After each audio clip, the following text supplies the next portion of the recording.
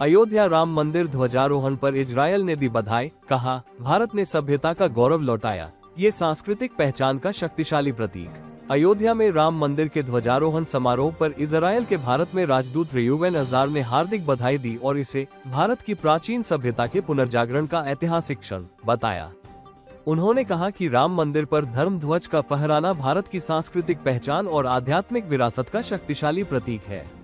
राजदूत अजार ने अपने एक्स पोस्ट में लिखा, अभिनंदन भारत, अयोध्या राम मंदिर में आज हुए ध्वजारोहण के लिए।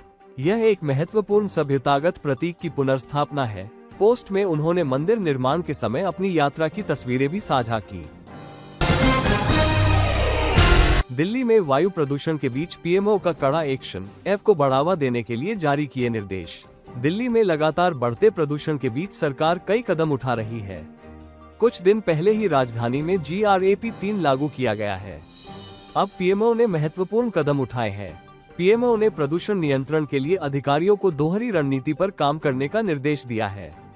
पीएमओ ने एक उच्च स्तरीय बैठक की, जिसकी अध्यक्षता प्रधानमंत्री के प्रधान सचिव ने की और प्रदूषण से निपटने के लिए कई सख्त निर्देश जारी किए। ये बैठक ऐसे समय में हुई है जब राजधानी की हवा की गुणवत्ता चिंता का विषय बनी हुई है। पीएमओ ने अधिकारियों को 2 मुख्य मोर्चों पर तेजी से काम करने का निर्देश दिया है। अब आधार बर्थ सर्टिफिकेट लिंकिंग होगी बिना किसी दस्तावेज के झंझट।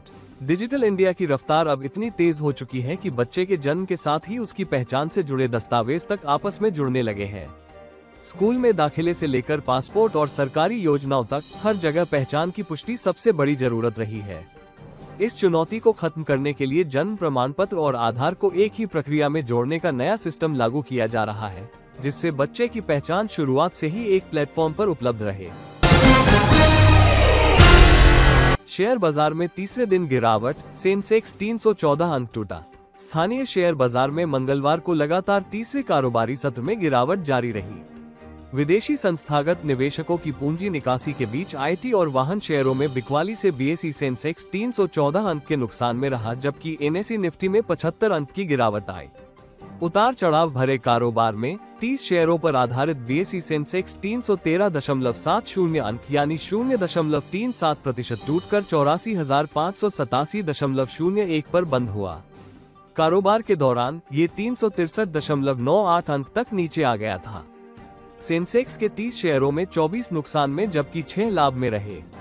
इसी तरह 50 शेयरों पर आधारित एनएसई निफ्टी 74.70 अंक यानी 0.29% की गिरावट के साथ 25,884.80 अंक पर आ गया।